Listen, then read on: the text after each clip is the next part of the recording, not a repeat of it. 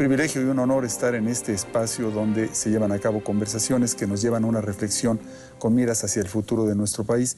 Y aunque frecuentemente el tema del rock and roll se ha trivializado, todos los que estamos aquí vamos a procurar precisamente darle una relevancia como la que merece por cuanto ha cautivado la atención de tantas generaciones aquí en México. Primeramente quiero presentar a la maestra Julia Palacios. Gracias, Oscar. La socióloga Tere Estrada.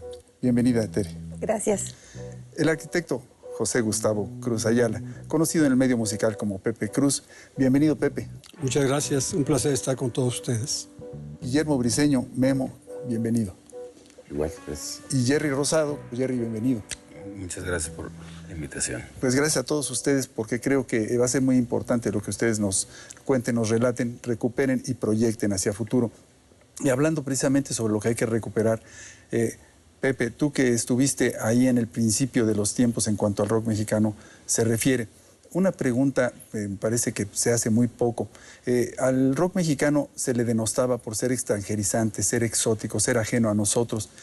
¿Era posible acaso que el rock no hubiera entrado a México, que los jóvenes mexicanos no lo adquiriesen como lo hiciste tú, por la vía obviamente de la afición? Definitivamente el rock and roll, por muchos elementos que no tenemos el tiempo para entrar en detalle, era algo que tenía que ser parte primordial de la vida de cualquier joven. Tuve la fortuna de entrar a la adolescencia cuando estaba generando el rock and roll. Conocí a los grandes, los oí, etcétera, etcétera, desde Billy Haley, Little Richard, Elvis Presley, Chuck Berry, etcétera, etcétera. En aquel tiempo había, en los Estados Unidos, que es donde se genera esto, había una serie de ritmos que habían estado entrando y se consideraba que eran cuestiones pasajeras. Entró, y no quiero que me vaya a interpretar nadie mal, el mambo, el cha-cha-cha, etcétera, etcétera. Cuando entró el rock and roll se pensó que era un ritmo pasajero y a los 2, 3 años se acababa. Y no era cierto. Los que vivimos esa época la vivimos, pero de aquí a acá, por todas partes. Y se dio una situación mediática, una serie de, por ejemplo, la personalidad de un James Dean en aquellas películas únicas, particularmente Rebelde sin causa, contribuyó a que nuestra juventud se viera permeada totalmente por eso. Yo comentaba en aquel tiempo, y lo voy a comentar todavía, que considero que el hombre que le gusta la música, y la mujer también, es una persona buena. Yo me considero un santo porque me fascina, totalmente, ¿no? Y cuando entré como intérprete, como cantante de Los Locos del Ritmo, cuando estaba Toño de la Villa, que en paz descanse, ellos cantaban covers, y él cantaba covers y yo hacía mis canciones propias. Teníamos un programa allí en 620 y mis canciones eran en inglés y bla, bla, bla. Y cuando venía ya la época de grabar y hacer covers en español, yo dije, no, pues por ahí no. Pero uno piensa unas cosas y las cosas se van cambiando.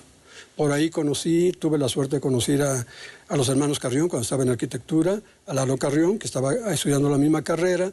Nos conocimos, empezamos a platicar y una de mis canciones me dice, oye Pepe, hazte la letra en español, no la vamos a cantar en inglés, la queremos grabar y bla, bla. Fue la primera grabación de los hermanos Carrión.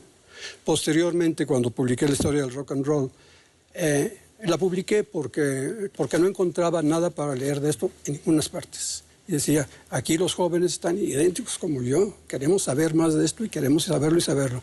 Cuando publiqué el primer número, porque iba a ser solamente un número, y por eso le puse título de libro, Historia del Rock and Roll, la mitad de la revista son los artistas americanos y la otra mitad son los artistas, los pioneros del rock en español. Entonces, a raíz de eso entré en contacto con las compañías grabadoras, me pidieron que si quería ser director artístico de música moderna, grupos de rock y bla, bla, bla. Lo primero que dije es no, porque yo no estoy de acuerdo con hacer covers. Ni mucho menos, me insistieron y tampoco me tuvieron que insistir mucho. Dije, le entro, bla, bla, bla. Y el primer grupo que contraté se llamaban Los Espaciales, eran de Yucatán, no funcionó nada. Después contraté a Elsa Peláez, que dije, wow, vamos a hacer éxitos con ella. Le cambié el nombre porque eso de Elsa y de Peláez no estaba muy bien. Le dije, ¿te vas a llamar Vianney Valdés? No, yo no estoy loca porque Loco Valdés andaba de moda en aquel tiempo. Y le dije, Valdés con Z, mira qué bonito, Vianney la Y así, Valdés, la Z así, y vamos a hacer una serie de cosas. Y ella me presentó al segundo grupo que contraté, que se llamaban los Saxon Boys. Los escuché y dije, wow, lo de Boys está muy trillado para afuera. Y venían del norte de México. Y yo en aquel tiempo dije, ya estamos hablando de 1962. Ya se pasó la época de los grupos urbanos de aquí del DF y etcétera, etcétera. Hay que traer la cultura de México para México. Y los Abson tenían un estilazo típico de allá, de por el norte de la frontera, Agua Prieta Sonora, es lo que significa Agua Prieta Sonora, los Abson. Y hicimos sus álbumes. El primer álbum con que buscamos éxitos, gracias a Dios salieron 7 éxitos nacionales de 10 canciones. De 10 canciones. Ahí salió Popeye, ahí salió Anoche me enamoré, El cartero, Solo un sueño, A veces lloro, bla, bla, bla, bla, bla, bla, bla, etc. Y una cosa que me fascinaba de ellos era el estilazo que tenían. No se parecían a ningún grupo español y etc. Eso lo menciono por lo siguiente. Hablando de los Carrión, otra cosa que tenían eran muy... Su vivencia mexicana se les salía cuando los escuchaba cantar uno. Y hicieron muchas canciones de eso. Y yo siempre pensé, el rock tiene sus lugares. Uno no puede escuchar música de surf en Nueva York, o doo-wop en Los Ángeles, o la música de New Orleans en Texas y bla, bla, bla. Entonces, cada lugar tiene su sello propio. Y como director artístico, eso busqué con todos mis artistas. Hasta los últimos que grabé. Un grupo de Córdoba, Veracruz, Los Gitanos, tenían canciones como Chac, Grandes de la Lluvia, Arriba mi Veracruz, Arriba mi Veracruz, te traigo esta canción, ahí donde el corazón, cantando, se vuelve un son, etcétera, etcétera. Entonces, yo busqué eso siempre, que no hubiera la copia y la imitación en México. Que hubiera algo para que estuviéramos orgullosos de haberlo hecho. Y me da gusto ver en sitios como YouTube, entra uno a los Abson y están 500,000, 800,000, 900,000 vistas a sus videos. Es muy interesante esto que nos dices, porque esto sepulta uno de los mitos que se han perpetuado, y es que el primer rock and roll mexicano era absolutamente derivativo, eran solamente fusiles, como se llamaba en la época, es decir, puros covers. Y esto es una mentira grande como una casa, ya que hubo muchísima producción, ya nos lo has documentado tú. ¿Quieres que te lo conteste? Pues mira, quisiera pasarle ahora la palabra a Memo, adelante. Que es realmente, hay que ubicarlo. Él era como el cachorro de esta primera generación, él era todavía muy jovencito, pero ya incipiente pianista, era capaz de enfrentarse a este instrumento que era formidable en el contexto de la época, era uno de los más difíciles de ejecutar dentro del rock and roll. Pero el rock mexicano parece tener siempre esta cuestión de, por un lado, estar mirando hacia afuera, porque de allá llegó, y por otro lado, buscando una expresión propia. Memo, en tu larga trayectoria como músico, ¿en qué punto te diste cuenta de la necesidad de expresar algo que fuera reconociblemente o por lo menos manifiestamente mexicano? Tal vez uno nace con eso. Yo creo que todos los seres humanos necesitamos ser reconocidos como lo que somos. Nos cuentan nuestros adultos o los que tienen voz pública cuando estamos chicos, cómo deberíamos ser. Inclusive hasta gente inteligente es capaz de atreverse a decir cómo deberíamos ser. Los demás ni se diga, ¿no? Pero uno aprende a ir tomando distancia. Inclusive la cuestión rock and rollera ahí aparece como un factor para entrar a lo que tú dices, para mirarse uno en él de otra manera. De hecho, por eso valió la pena la cosa rock and rollera en las épocas estas primeras. Bueno, pues en esto pasa, ¿en dónde te vas a reconocer? Pues resulta que somos mexicanos. Es probablemente uno de los pocos lugares del mundo, si no es que el único, donde uno, para poder aparecer tocando rock, tiene que decir que toca rock mexicano.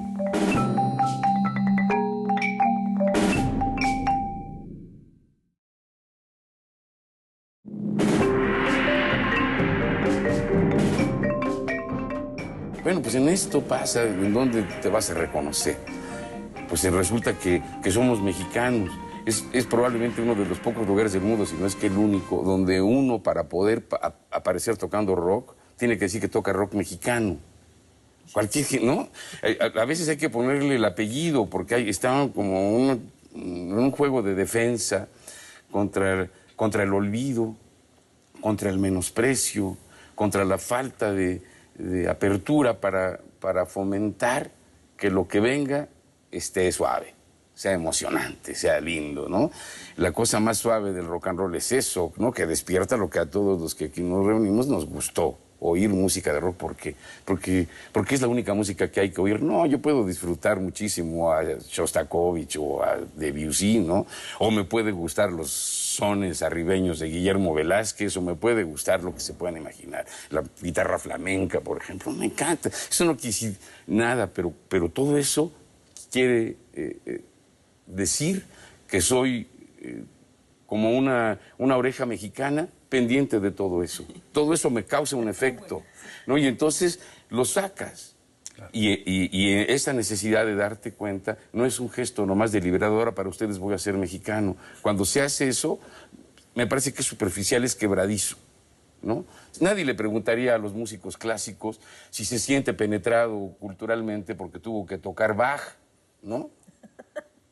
Pero a los rock and rolleros sí, todavía, porque además algunos todavía lo siguen cultivando, les cuesta mucho trabajo decir que somos rock and rolleros, que tocamos rock, ¿no?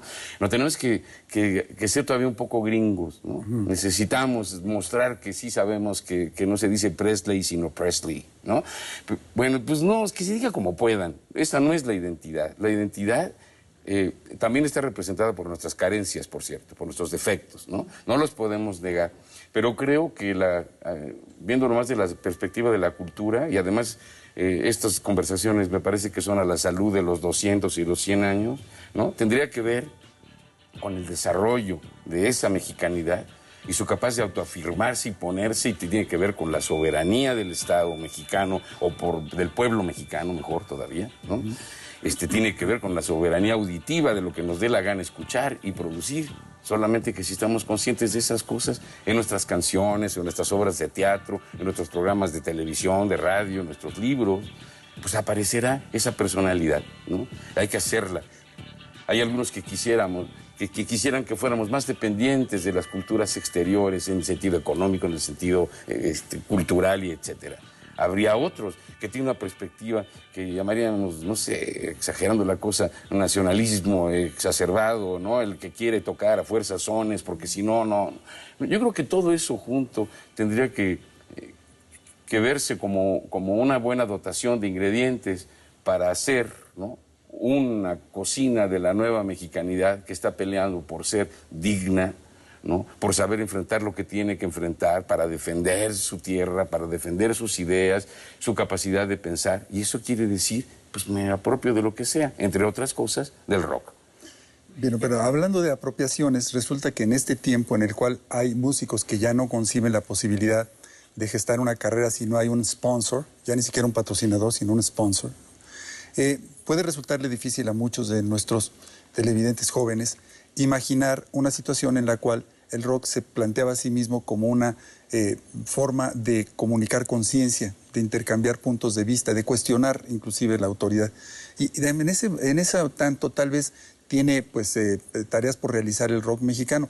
Julia, ¿en qué momento notas tú que los músicos mexicanos hayan optado por vincularse con nuestra realidad en vez de estar mirando hacia el extranjero, donde pues era definitivamente mejor promovido? Yo creo que algo fundamental es que este México de los años 50, de mediados de los 50, está recibiendo la modernidad de Estados Unidos. Entonces, México quiere ser moderno.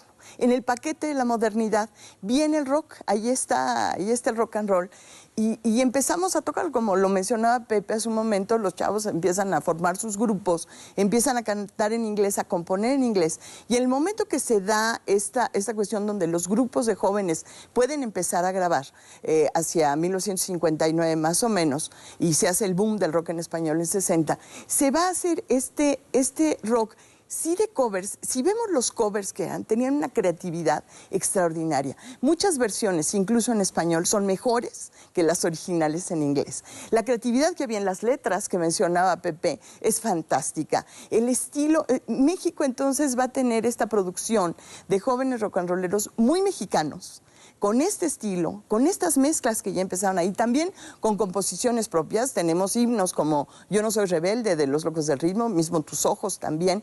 En fin, Y lo más importante es que desde México va a partir el rock cantado en español hacia el resto de los países de habla hispana, hacia el resto de América Latina, hacia España. Y eso, bueno, pues está documentado y está reconocido. Creo que en el caso específico de México, bueno, vamos a tener una larga historia también, los años 60, de altas y bajas y de apoyos y de que nos hacemos de repente más baladistas y menos rock and rolleros.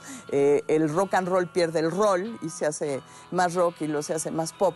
Pero creo también que esta formación de los grupos hacia finales de los años 60, que vuelven a cantar en inglés, pero también con estas denuncias propias o estos comentarios propios, y luego la culminación en Avándaro, con todos los grupos que van a estar ahí. No entraremos en Avándaro o no profundizaremos en Avándaro, pero ciertamente en Avándaro o con Avándaro se acabó algo que empezó y se quedó, enmudeció el rock en México. Esto es importante para los jóvenes de hoy día, que lo sepan, como si siempre hubiera habido rock en México.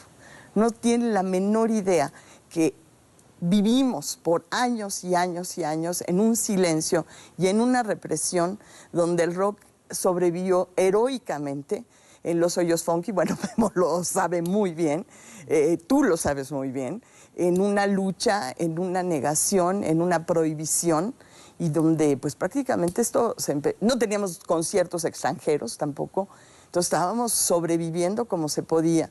Además es interesante porque por una parte el gobierno atacaba al rock y por otra parte la izquierda atacaba al rock.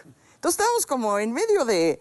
O sea, era políticamente incorrecto tocar rock. Era políticamente incorrecto tomar una guitarra eléctrica.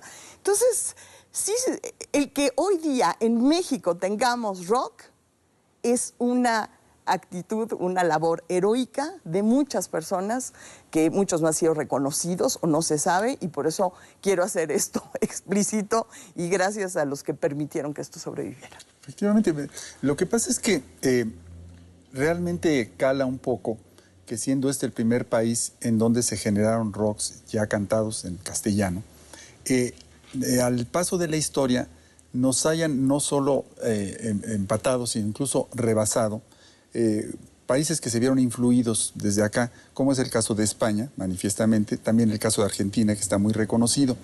Y creo que eso tiene tanto que ver con esta represión embosada, porque además era muy silenciosa, no había ninguna ley que prohibiera el rock, ¿verdad? Pero sin embargo, hacer rock era de facto imposible. Y creo yo que esto también se ha visto soslayado porque tenemos la mala costumbre nacional de olvidar nuestra historia inmediata. Queremos recordar la otra, la que sí nos aprueban y nos permiten tener un 10, ¿no? Y en cambio la historia reciente se olvida.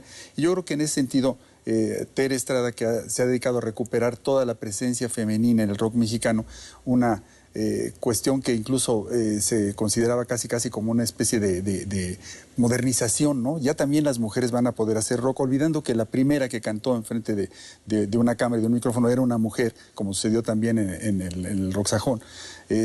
Pues que me dijeras, Tere, ¿qué es lo que tú piensas que ha significado la poca mirada de los protagonistas del rock en cada momento hacia su pasado?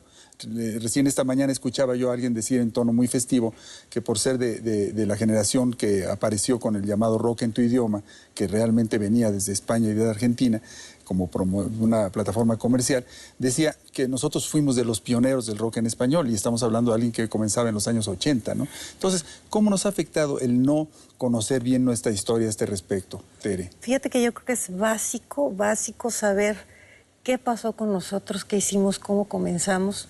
Algo que me parece muy interesante es la historia de Gloria Ríos, ¿no? Cuando Julia y yo descubrimos a la hija de Gloria Ríos y pudimos hablar con ella, bueno, yo casi en lugar de sacar como mi espada, saqué la grabadora, ¿no? Así de, cuéntame la historia, por favor, ¿no?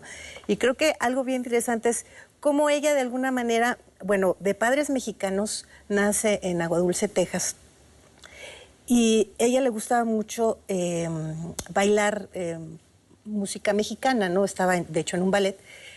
Pero cuando era niña, también ella trabajaba en las plantaciones de algodón. Entonces escuchaba, pues, a los negros, ¿no? En este canto. Entonces, imagínense este híbrido. Yo creo que eso finalmente es lo que como nace el rock en México de alguna manera, ¿no? Esta raíz mexicana con esta raíz negra de otro lado, ¿no? Entonces, ella viene a México, invitada por Pedro Infante.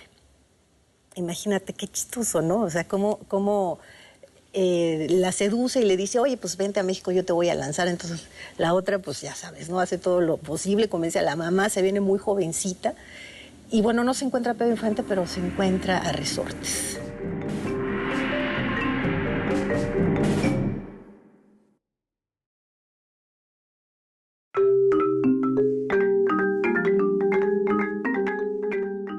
Algo que me parece muy interesante es la historia de Gloria Ríos. Ella viene a México, invitada por Pedro Infante. La seduce y le dice, oye, pues vente a México, yo te voy a lanzar. Entonces, la otra, pues ya sabes, ¿no? Hace todo lo posible, convence a la mamá, se viene muy jovencita. Y bueno, no se encuentra a Pedro Infante, pero se encuentra a Resortes. Y entonces hacen una mancuerna padrísima de baile. Entonces, una de las maneras en las que se empezó a fomentar el rock and roll pues fue a través del baile. Y entonces imagínate que se junta, digamos, como la parte pocha, la parte, digamos, los mexicanos, la visión de los mexicanos nacidos en Estados Unidos con Tepito, con Resortes, ¿no? Esa es como que la fusión y ahí nace el rock and roll de alguna manera, ¿no? Y otro grupo interesante que creo que también vale la pena comentar es Las Marillettes, que es como la exportación del rock mexicano hacia Estados Unidos, o sea, se devuelve. Porque este grupo lo descubre un promotor estadounidense y se las llevan de gira a Estados Unidos. Y allá, en lugar de lanzarlas como aquí, como las Marillettes, allá eran las The Five Marías, ¿no? O The Mexican Señoritas, ¿no? Entonces, claro, o sea, pero imagínate, iban, o sea, me encontré por ahí unas notas de periódico muy interesantes haciendo, por ejemplo, el sindicato de músicos de allá las recomienda para los shows en Las Vegas y en diferentes lugares, donde ellas hacían covers cantados en español de los éxitos norteamericanos y eso les encantaba. Entonces, bueno, es como regresar la piedra de alguna forma, ¿no? Yo creo que, y esto se puede ver mucho en la frontera, en todos los grupos que vieron en la frontera, bueno, Tijuana, por supuesto, con Javier Batis, y bueno, todos los demás grupos, bueno, hablando de los Abson Boys, ¿no? También de toda esta zona fronteriza, es bien interesante. O sea, yo creo que valdría la pena hacer como un análisis de todos estos grupos de la frontera, y cómo es esta influencia de un lado y de otro. Bueno, Santana, ¿no? Digamos, es otra piedra que se regresa, ¿no? Entonces, es una influencia que viene y va. Y creo que, de hecho, un dato interesante también es que las Marillettes, una de las hermanas Astorga que se fueron a vivir a Hawái, se casaron con músicos hawaianos, rock and rolleros de allá, y tienen su mariachi hawaiano. Eso está padrísimo, ¿no? Entonces, ese es cómo se vive, ¿no? La influencia. O sea, también hay mariachis en todo el mundo, ¿no? Así como puede haber grupos rockeros en todo el mundo, bueno, hay mariachis, también está el Festival del Mariachi. Pues yo no sé cómo hagan ahí, porque además son músicos de varias partes, son hawaianos, pero también algunos mexicanos, estadounidenses y de otros lados, ¿no? Pues mira, es muy interesante que hayas subrayado este hecho de que el intercambio es en ambos sentidos, claro, porque creo que nuestro complejo de inferioridad también proviene de suponer que solamente de las metrópolis nos van a llegar a nosotros las revelaciones, cuando que ellos cada vez están mirando más hacia los países que tienen culturas propias para reforzar la suya. Y hay casos, pues ya de gente que nos ha adoptado como influencia, cuando que nosotros todavía estamos tratando de ver cuál es el sabor de moda de esta semana, ¿no? Que suele ser un mal de estos lugares que son centros de producción tan grandes. Y en ese tenor yo quisiera preguntarle ahora a Jerry, que está representando aquí no solo a su propia trayectoria, sino la de muchos músicos jóvenes actuales. ¿Tú cómo crees que afecte, Jerry, esto de lo cual pues mayormente carecemos en México, y es podernos remitir a una raíz profunda que teníamos más o menos cerca? Por ejemplo, el caso del blues en los Estados Unidos y por extensión en el Reino Unido, la música negra que les nutrió a muchos de sus creadores para ya dar ellos su propia versión y pues cambiarla mucho, ¿no? Nosotros siempre nos tenemos que remitir a los mismos que ellos, siendo que no eran de nuestro país. En realidad, creo que son ustedes una generación que crece sin tener demasiados ídolos locales, ¿no? ¿Cómo afecta eso, ¿no? Eso de tenerse que remitir a la cultura de otro país, porque la tuya propia incluso en muchos casos la tenemos negada? Bueno, yo creo que una cosa que pasa con el rock es que yo no la percibo como la música de Estados Unidos o la música de Inglaterra. Yo creo que más bien pertenece a la nación del rango de edad en donde uno necesita oponerse a la autoridad de la generación que lo precede, ¿no? Entonces, el gran problema del rock, desde mi punto de vista, es que en la adolescencia somos muy soberbios y no nos gusta que nos digan nada, ¿no? Entonces, si tú ya te convenciste de algo, que alguien te la venga a cambiar y que te diga, no, pero escucha la historia de este rock, o sea, es realmente muy complicado, ¿no? En ese punto. Entonces uno ya le dijo el amigo que es el que fuma y el que se ve más grande y el que entra a las fiestas que la onda es Led Zeppelin y yo no voy a oír al grupo que igual tiene la misma calidad de mi país porque no tiene esa aura porque además la otra cosa que es muy importante decir, que no sé si necesariamente contribuya con la calidad del rock, es que también, o sea, no es solo una cuestión de música, es una cuestión de una actitud en total, de una actitud ante la vida, ¿no? Ya lo mencionaba Pepe respecto a la situación de James Dean, o sea, la penetración cultural de Estados Unidos, que además ha sido su herramienta esencial, ¿no? Desde la posguerra. O sea, yo creo que Hollywood ha sido más importante que el Pentágono, ¿no? En ese sentido, ¿no? Entonces, pues es devastador, ¿no? O sea, al mismo tiempo que entra el rock, entra la presión mediática de Estados Unidos a nivel mundial y entonces nos quedamos así de que justo cuando empezábamos a medio saber quién éramos, cambiamos de papá, ¿no? Entonces, y pues no hay nada que hacer, ¿no? A ese respecto, o sea, no somos, digo, seguro somos culpables en alguna medida, pero tampoco lo vamos a poder arreglar ahorita, ¿no? Sí creo que la historia en México del rock no es un continuo, o sea, no es una cosa que está... yo creo que incluso por su propia carácter de estar rompiendo contra la generación anterior, está fragmentada totalmente, ¿no? Entonces, cada generación, como decías hace rato, cree que es la primera, ¿no? Ahorita, yo que estoy enfrentado como a un montón de grupos de actualidad, de repente hoy es un grupo que suena a una combinación de un grupo mexicano de 1970 con un grupo italiano de progresivo. Y creen que son idénticos a un grupo inglés, ¿no? O sea, entonces, dices, uy, o sea, lo que también, perdón por extenderme un poco, pero lo que también es muy importante es que el rock tenía la desproporción. O sea, ese es el otro gran imán del rock. O sea, yo de la nada, de ser un don nadie, de que de repente puedo ser el hombre más importante de la tierra, ¿no? O sea, le pasó a los Beatles, le pasó a Elvis Presley, o sea, entonces era la puerta, o sea... ¿Qué me late ni qué nada, no? O sea, era mucho más potente que eso, ¿no? O sea, en un momento dado era... O sea, la manera de pasar de cero a Dios es esa, ¿no? O sea, digo, perdón si a alguien le parece blasfemo, pero creo que todo el mundo lo pensaba así, ¿no? Entonces, realmente era el camino más rápido a la divinidad, ¿no? Entonces, en ese sentido, yo creo que ahorita... que estamos llegando al término de esa etapa, que yo creo que apenas vamos a empezar a darnos cuenta de realmente cómo está sucediendo eso, la desproporción se acabó en la música. O sea quizá ahora se va a seguir en el cine y va a continuar ahí un rato y luego se va a desaparecer, pero se acabó literalmente. O sea, desde Liszt hasta 5 años más adelante, eso fue lo que duró. O sea, de ahí en adelante el músico va a volver a ser como fue siempre, ¿no? O sea, alguien que vivía muy al día y que era músico porque quería, ¿no? O sea, porque ya la sobreoferta es tan devastadora que no hay ni dinero, no alcanza ni el dinero para pagarle a cada uno de los músicos que ya hay, porque todo el mundo es músico, ¿no? Porque además las herramientas tecnológicas hacen que todo el mundo decida que quiere ser autor, ¿no? Entonces, evidentemente la depuración de eso y los sistemas que generen de trabajo para ciertos músicos en vez de otros, va a seguir existiendo la posibilidad de vivir moderadamente del asunto. Pero esa cosa de la alberca en forma de guitarra y de los aviones privados y todo, ya estuvo, ¿no? O sea, y no va a volver, o sea.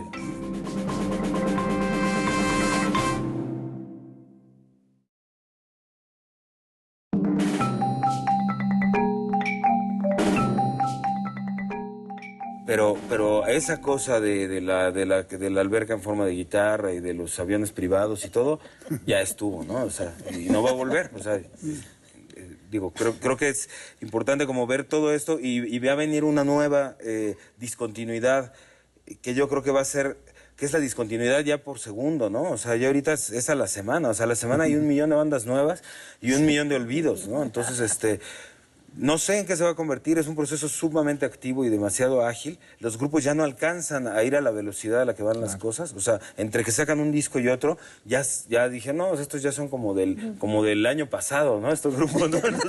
Y es precisamente el tiempo lo que nos obliga, bueno, estamos tratando de tasar medio siglo, también es una efemérides para el rock mexicano, por lo menos desde que existen sus fonogramas, y nos encontramos ante este caos por venir inminente de que estás tú retratando. Y si bien, quién sabe si sea progreso el que los chicos ya no quieran ser Eric Clapton, sino el Señor de los Cielos, ¿no? Realmente eso nos tiene que cuestionar mucho en dónde nos ha quedado a deber el rock como una convocatoria cultural amplia, ¿verdad? ¿Cómo crees que vaya a ser el futuro para los jóvenes que hoy quieren empezar a hacer rock en México, Pepe? Creo que desde fines del siglo pasado se fueron sentando las bases y actualmente hay dentro de los medios de comunicación lo que es el Internet, que cualquiera tiene acceso a eso. Cualquiera puede lograr una presencia ante muchos. Esto conlleva problemas que van paralelos. Tantos que pueden ingresar son tantos que están compitiendo. En realidad es una especie de sedazo. Los que van a quedar es como siempre. Los que quedan son los buenos. El público normalmente no se equivoca. Se le puede engañar, se le puede presentar a un grupo que se hizo así en forma plástica para un programa de televisión, para una serie de televisión, los hijitos de este artista, del otro artista, de que bla, bla, bla, etcétera, etcétera. Pero en realidad, en el negocio hay fórmulas. Y no me gusta usar la palabra negocio, pero lo voy a decir en este caso. Hay ciertas fórmulas, como en todo. Si tú eres un pintor, si tú eres un escritor, si tú eres un escultor, etcétera, etcétera, no estás empezando creando el mundo con tu obra. Tienes que aprender, tienes que nutrirte de lo que han creado muchos que han estado antes de ti y decir, esto me gusta, esto no me gusta, esto lo quiero cambiar, esto lo quiero modificar, esto lo quiero hacer así, esto lo quiero hacer al contrario, etcétera, etcétera. Al tener elementos como Internet, que en un momento dado ha contribuido en gran parte a la caída de lo que se llama el negocio de la música, así entre comillas, que no estaría por demás decirlo, cuando yo entré a esto, que me gustaba mucho la música, como me sigue gustando y cada vez me gusta más, no se llamaba negocio de la música. Después se fue convirtiendo esto más negocio que música, y dice uno, wow, ¿qué es esto? Hay gentes con las que habla uno, de compañías, las productoras que lanzan fonogramas de intérpretes, etcétera, etcétera, y le llaman producto. Y dice uno, wow, esto es un producto, ya nos convertimos en productores de esto o lo otro, y realmente hay una pérdida de visión tremenda, tremenda, tremenda. ¿Cómo es posible que se haya querido convertir esto en una especie de explotación del consumidor? Cuando el material físico para un CD cuesta menos de 3 pesos, una cosa así. ¿Cómo es posible que se venda a 150 pesos, que se haya vendido hasta 200 pesos, etcétera, etcétera? Dice uno, si esto no es y yo estoy en la industria, digo, pero si esto no es un abuso hacia el consumidor que luego quiere tenerlo, no sé qué cosa es. Se le abrieron las puertas a la piratería de par en par. Y en el caso de Internet se dijo, ya no vamos a tener que prensar los CDs, ya no vamos a tener que distribuirlos, etcétera, etcétera, etcétera. Con Internet, con eso ya hacemos llegar a las masas y bla, bla, bla. Y en lugar de entender que los medios de comunicación son hermanados todos. El cine no destruyó a la radio, la televisión no destruyó al cine, Internet no destruyó, etcétera, etcétera. Todos van hermanados. Entonces, el futuro yo lo veo como en cualquier otra época. La vida es difícil, pero es bella. Se puede hacer todo si uno quiere. Y no quiero hablar de política, que se puede, se pudo, y nada de eso. Se puede hacer todo. Nada más que no hay que ser ilusos. Hay que echarle los kilos, pero hasta morir. Hay que echarle las ganas, hay que echarle el corazón. Y si sale de ahí, se logra. Y si no se logra, lo trató uno y se divirtió y le pasó uno bien. ¿Qué más? Sin embargo, sí nos acecha a todos, creo que es muy evidente, el capitalismo salvaje, ¿no? Y en ese sentido, Julia, yo te quisiera preguntar, puesto que tú has dado clase a muchos pues, músicos incipientes, ¿cómo contrasta esto que han dicho Jerry y Pepe con esto que han dado en llamar carrerismo? Es decir, yo voy a tocar rock porque quiero ser famoso, quiero ser rico, quiero la limusín, quiero el jet, que ya no están ahí. ¿Tú lo percibes y cómo crees que...? Mira, yo creo que estamos viviendo en un momento de mucha transformación, donde sí está pasando esto que menciona Jerry, más el divertimento y el gusto por la música, por la expresión, por utilizar el lenguaje de la música, las letras para poder expresarte, para poder decir algo. Es divertido, además, es muy divertido. Pero sin duda falta muchos elementos que arropen lo que está sucediendo. Tú puedes tener tu grabación en casa, puedes montar tu video en YouTube, poner en MySpace tus canciones, pero luego ¿quién te va a escuchar? Te van a escuchar ahí. Creo que faltan, por ejemplo, foros donde se pueda tocar, foros de distintos tamaños para distintos bolsillos.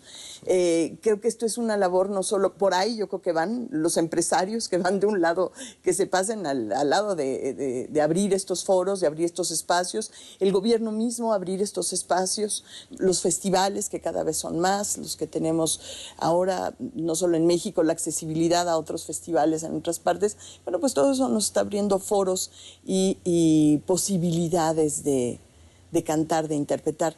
Y sobre todo la profesionalización. Eso también creo que es otra cosa muy importante. Memo, ha sido una larga lucha por abrir una escuela del rock en México. Pero ¿hace cuántos años hablábamos de eso? Yo, que puedo dar una clase de historia del rock en la universidad, bueno, es algo que hace unos años era insólito. Podría parecer insólito. ¿Por qué no profesionalizar el rock? ¿Por qué si vas a tocar piano y música clásica, eso sí es aceptado? Si vas a tocar guitarra eléctrica, eso no es aceptado o te ven con ojos de sospecha. ¿Por qué estudiar el rock? Es sospechoso también, ¿no? ¿Por qué no estudias la Revolución Mexicana? ¿Por qué estudiar el rock? Sí, siempre vamos a estar en un terreno muy delicado donde esto sigue siendo... Ay, bueno, pues déjenlo, están medio locos. Qué bueno que estamos aquí en este programa haciéndolo en un contexto de reflexión de una serie de temas y el rock tiene su espacio. Creo que estos cambios que se están dando cada vez más rápidamente van a permitir que tranquilamente digas, yo quiero tocar rock y no haya ningún problema y lo hagas muy bien y haya los espacios para aprender, para profesionalizarte y para expresarte.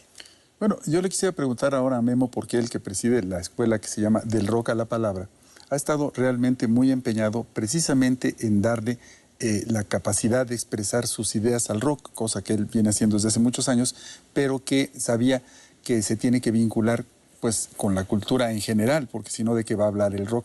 ¿Cómo responden los alumnos, incluyendo aquellos que pues quieren estar en la escuela y aún no pueden tener cupo, tal vez están esperando? ¿Cómo va ese proyecto, Memo? Yo creo que es muy feliz de las paredes hacia adentro, ¿no? Tiene una ventaja enorme. Es una escuela pública, gratuita, de manera que no hay negocio. O sea, no hay de que si el que pagó tiene que pasarla bien o que si el papá de no sé quién se siente muy chicho, ¿no? Nosotros tratamos directamente con los chavos. Los papás son bienvenidos, ¿no? Inclusive por andarles dando la bienvenida, el otro día que hubo unas audiciones, una mamá que es muy simpática, pero que sintió que podía opinar como si estuviera en esos programas de televisión que tú has conducido alguna vez, ¿no? De decir que su hija había tocado mejor de lo que nosotros decíamos, digo, cosas de ese tipo, ¿no? Pero no era concurso, le dije, tuve que decirle, no, calmada, porque no es un concurso. Estamos evaluando, nomás que te invitamos a ver cómo lo hacemos, para decirles a los chavos qué pensamos de cómo les salió lo que les propusimos, ¿no? Todo esto tiene que ver con cosas que han ido citando cada uno de ustedes, ¿no? Por ejemplo, lo de la cantada en inglés que decía Pepe. Hace muchos años, pues claro que no quedaba de otra. Digo, pero vuelvo a lo mismo. ¿Quién no va a cantar una cantata y la va a cantar en alemán, no? Hay que aprender. Todavía en esta época, los chavos en la escuela, con nosotros fomentamos que copien, que haga fusiles los chavos. Tienen que saber cómo toca Zeppelin o cómo toca quién sabe quién, ¿no? Va a cosas de gustos. Pero inclusive hay que fomentar en la escuela la presencia del blues, por ejemplo. porque si no, no hay vitaminas para que camine como la gente, el pobre rock and roll, porque ya dice que toca rock cualquiera que tiene unos pelos medio extraños, ¿no? O que se pone quién sabe qué ropa, o que toca con una guitarra eléctrica, porque ahora hasta el más dañado tiene una guitarra decente. En nuestros tiempos de chavos se tocaba con una guitarra Álamo o no sé qué, porque no había para la Gibson de ninguna manera, ¿no? Yo creo que la sustancia más limpia de la cosa rock and rollera tiene que seguir siendo trabajada, ¿no? La música, tocar, los textos de las canciones, ¿no? Y claro, y entonces aparecerían los contactos de las cosas nuevas que eran citadas también, ¿no? Creo que a los chavos les toca enfrentar ese mundo que dijo Jerry, sí. Es cierto, son muchísimos. Imagínate nosotros, si no nos damos cuenta, en la última audición de la escuela para aceptar a los chavos, llegaron cerca de 500 aspirantes a entrar a la escuela. Y la escuela, tú sabías, tiene chance de aceptar a 20. Y dijimos, sí, no podemos decirles que no. Aceptamos a 40 y todavía abrimos una cosa que podría ser un protosistema abierto para darles chance a los demás. ¿Por qué? Porque sí hace falta pensar sobre las cosas que suceden en el país y en el mundo, entre los jóvenes, entre sus relaciones con sus papás, etcétera. Hace falta que haya gente que haga canciones que no intenten reproducir una sensación de que aquí no pasa nada.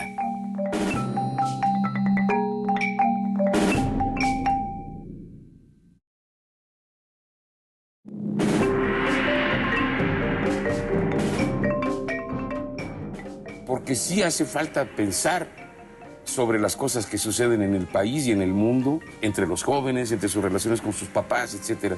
Hace falta que haya gente que haga canciones que no intenten reproducir una sensación de que aquí no pasa nada. Si alguien hace una buena canción de amor, yo me alegro mucho. Si alguien le hace una canción a su perrito, está muy bien.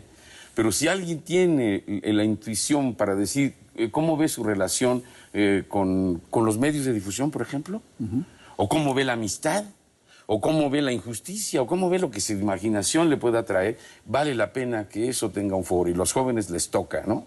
Los medios estos de difusión contemporáneos pueden servir para que los chavos se organicen, ayuden a difundir su trabajo, pero sobre todo para encontrar que lo que los va a poder permitir estar allí, bueno, aparte del hecho de subirlo y todo el ingenio que para ello se requiera, es tocar suave, tocar bien, tocar lindo, que esto es suave, que es emocionante, ¿no? Porque el rock and roll que parece tibio, pues parece ya... No. Si todo el chiste de esta música es eso, que cause pasiones, ¿no? Que se calienta, que te saca algo, que te desacelera el corazón. Y no es porque sea rápido o no, o pesadote. Porque eso de que si el rock es que si perdió el apellido... Claro, tienen razón como lo describieron, es cierto. Pero pobre del rock si se convierte en roca. ¡Qué flojera! ¿No? Bueno. A propósito de lo cual, ya el tiempo nos orilla a intentar unas conclusiones que básicamente le van a tocar a Tere y a Jerry. Tere, en tu experiencia como artista, ¿tú has visto que se vayan abriendo realmente espacios? ¿Se está más fácil ahora que cuando te iniciaste? Muy concisamente, por favor. Yo no creo que... Digo, sí faltan espacios, siempre, como que los espacios se reciclan. Disqueras van y vienen... promotores van y vienen y uno sigue. O sea, lo que te hace como artista es el cúmulo de todo eso, ¿no? De las giras, de los conciertos, de la producción de discos. Aprendes a ser un mejor promotor, aprendes a ser un mejor productor y la experiencia de Jerry ahí es bien importante. Y que no se nos olvide que lo que importa es la música, que te mueva, que no se pierda. O sea, yo estoy más por la música que se queda en los corazones y no la que se tira como Kleenex, ¿no? Yo estoy más con...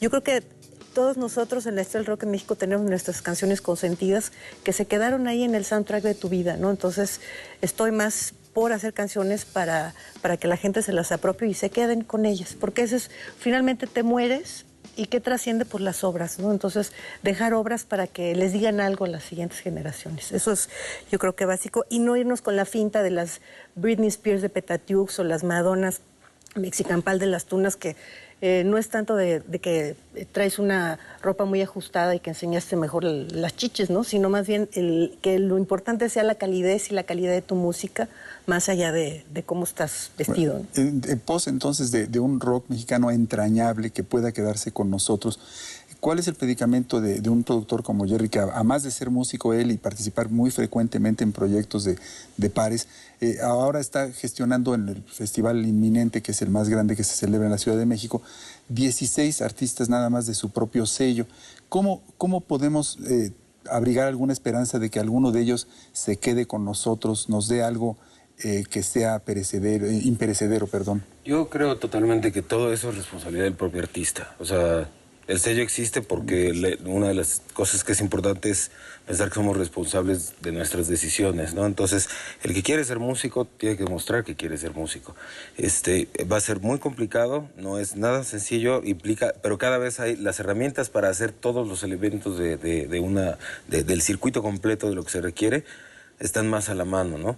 Las ventajas enormes del Internet generan que se han debilitado muchísimo las líneas potentes de los medios masivos. Entonces, eso se ha debilitado muchísimo. Nunca había visto tanto que la sustancia fuera relevante. O sea, a los grupos, del catálogo de intolerancia, a los grupos a los que mejor le va, es a los más densos de todos. Mientras más en medio estás, mientras más mediocre seas, más difícil va a ser hacer la hora, porque ahora ya nadie te puede imponer que escuches el mismo estribillo 276,000 veces, ¿no? Entonces, tenemos el gran problema de la dispersión, de la falta de atención concentrada, pero sí creo yo que ahora que el público tiene mayores elementos para poder escoger, está escogiendo mejor. Y estoy totalmente optimista respecto a que por primera vez estoy viendo un intercambio que no tiene ni la coerción del Estado ni la potencia de los medios masivos encima, y que vamos a ver si somos capaces de defendernos con nuestras propias herramientas, como es, haciendo música que valga la pena, simplemente, ¿no? Entonces yo, en lo personal, creo que vamos para un buen lugar. Pues yo creo que nos devuelven ustedes una imagen de un rock mexicano que no está realmente desvinculado de su origen, pero que permanece en una brecha que cada vez es menos profunda, cada vez es más visible, pero que no le va a eximir de tener que luchar por su supervivencia. No vienen a nuestro rescate ni los mercaderes, ni los publicistas, ni todos los que lo han trivializado mucho. Ahora se utiliza incluso para venderle golosinas probablemente dañinas a los niños. Y eso definitivamente no es rock, ¿verdad? Lo sabemos todos. Y van a tener que ser los propios rockeros los que retomen las ideas que ustedes han expresado, sobre todo la intención que creo que a todos nos ha llevado al rock, que nadie creo que nos hizo millonarios ni nos hizo poderosísimos, pero sí nos hizo muy felices, y esperamos que esto se pueda seguir contagiando a las generaciones por venir, porque por lo menos en mi caso, y yo sé que es el de todos ustedes, yo sé lo que es cultura gracias al rock, si no probablemente estaría yo más viendo los números. Por eso estás como estás. Sí, exactamente. Por eso estamos tan ricos, famosos. Bueno, pues ya ha llegado el momento de despedirnos. Muchísimas gracias a todos ustedes, gracias a ustedes que nos hicieron el favor de estarnos escuchando. Esperemos todo esto sea útil para el futuro del rock mexicano. Gracias.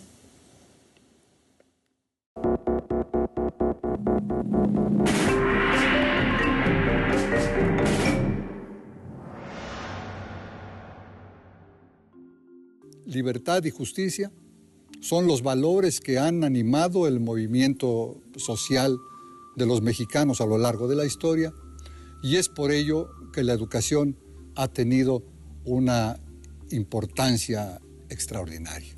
Una de las peculiaridades de la escuela mexicana, yo podría decir que es la creación más original y rica de la escuela postrevolucionaria, es la llamada escuela rural mexicana.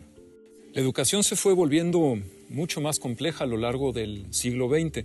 Hubo conciencia de que las escuelas que servían a las comunidades marginadas requerían de apoyos adicionales. Un comentario que hizo López Mateos antes de ser presidente, que es que la escuela no puede ser lo que debe ser si los papás no tienen para comprar los libros de texto.